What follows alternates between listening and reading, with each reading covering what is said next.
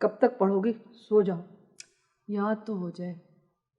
तुम्हें समझ में नहीं आता जिस्म में इतनी सारी हड्डियों की क्या जरूरत है। फजूल में लगी हुई हैं इधर उधर, और वो भी अजीब अजीब नामों वाली हड्डियाँ।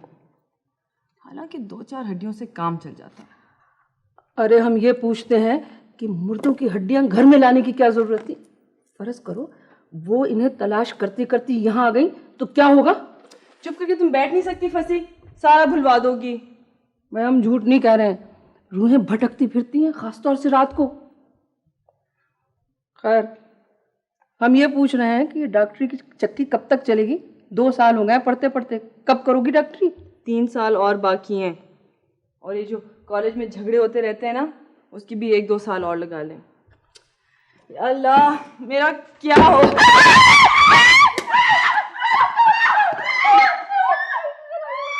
क्या हुआ? हाय क्या शो? हाय खैरियत?